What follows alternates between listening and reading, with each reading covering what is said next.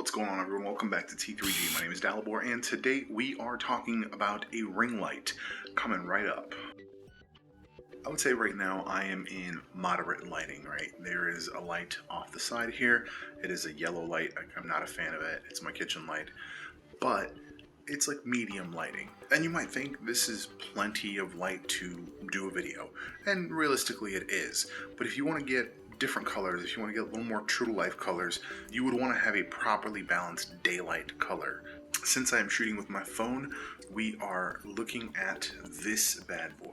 No branding, and it is this, because I don't remember it. But this is the first ring light we'll be looking at. I do have another one which will be coming next week, but right now we're going to be looking at this bad boy. Real quick, we're just going to add this on. Here we are now with the ring light, and I really like these colors a lot better. This is more true to life. You have a lot more to work with. Plus, I'm just better lit. Now, this thing does have a few different color settings as well as brightness settings. You just click and hold, and the brightness comes down. So now I'm getting a little bit of a mix of the light in the kitchen as well as this light. So you can do a lot with this light when shooting with a phone. Let's take a look at some other scenarios. A lot of people think these lights are just for selfies, for front camera work, but here we are. Now granted, I have a little bit of an advantage. Mine is on the swivel portion right now. I'm in gimbal mode, so I'm getting kind of the best of both worlds, but you'll see, without this light, I am getting some stutter.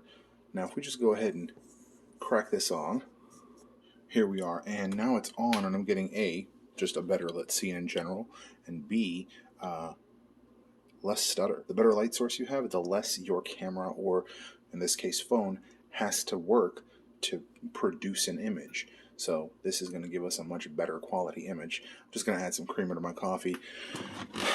It's powder. Don't come for me. I don't have any creamer. See, when it's nice and bright out and when it's overcast, I mean, right now it's just like one sheet of clouds out. You get really nice lighting from everywhere, right? I have snow, reflecting light. Like, I'm getting really nice lighting. But when you're indoors and you have just crazy variations in lighting, you need something better. You need something direct. All right, so right out the box, we've got three settings. We have our mixed, and this is, it's hard to see on camera. It's got both the yellow and the white lights on. This is the daylight. This is just the white lights. This is just the daylight LEDs. And then it's got the just yellow mode. Obviously, you can see the difference here. And then it just turns off. So here I am, right? I'm trying not to move. So that's the three settings. And then it does gradually reduce in power, which I thought was interesting. But then I remembered that in the listing it said that it was 100% supposed to have different brightness settings. So I realized that if you power it on and then hold, it will dim. Hold on. Hold. I started too soon. So then it dims down, right? I wonder if can you see it now? The two different colors. Doesn't look like it. The drawbacks of working with a cell phone. Jeez. And then this is lowest setting. And then it will go back down. So this is the low. The daylight is still brighter because daylight is going to be a brighter light. And then this is the lowest setting. And then it brightens back up. I like how the like halo effect on it disappears. But what I really wanted to talk about was the fact that, like, you guys saw in the webcam review, the lighting in this room is atrocious. I mean, the ceiling light is just really yellow, so you gotta just do something different with it. All right, so I want to go over the features real quick for what they are. We've got our single power button on the back here, and I think this might actually be some sort of reset, because does it light up? No. Yeah, I actually think it's a reset of some sort. And then we have our micro USB charging port. This is a rechargeable ring light, so that's kind of nice. So far, I mean, I've been using it pretty often. It's gone pretty long without having to be charged.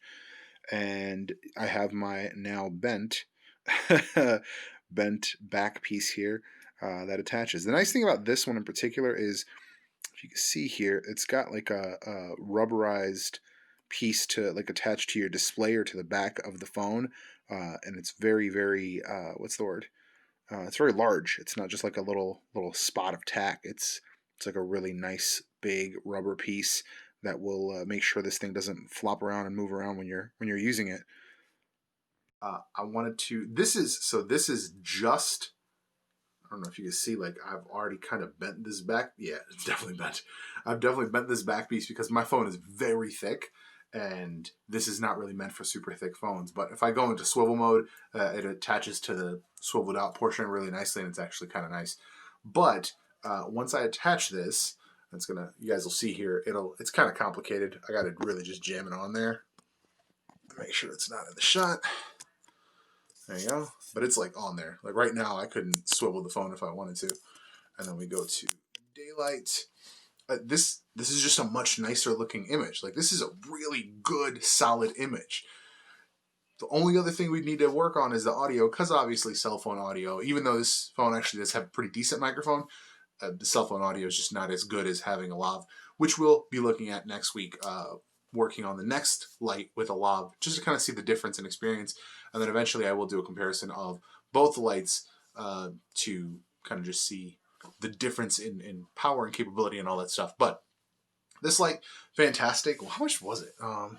Had to pull it up on the phone. It was $14.99. So $14.99 for this light. Not bad. I think honestly for what it does and how nice of I like the daylight. You can do stuff with the other lights.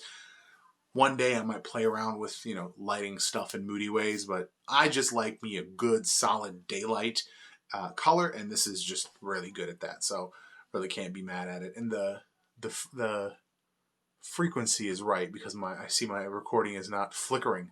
My kitchen light frequency is wrong for some reason, even though I bought it in the US. It's still the wrong frequency, and it's really annoying to have to shoot in the kitchen. So it is what it is. But this is the right frequency. It gives me a really nice solid light. And for $14.99, can you really say no? Can you really say no to like a solid, good lighting solution? I don't think you can. Actually, I just remembered. There are 3 lights. There is a 3rd ring light. Man, this is cell phone shooting month. And right here, I'm literally in the process of editing this video on my laptop. It is a nightmare because the one clip is in 4K, and man, it is not good enough for 4K. But we're chugging along and getting it done. That's going to be it for this one. If you guys want to see where this whole cell phone laptop experiment goes, also free software I'm editing in DaVinci.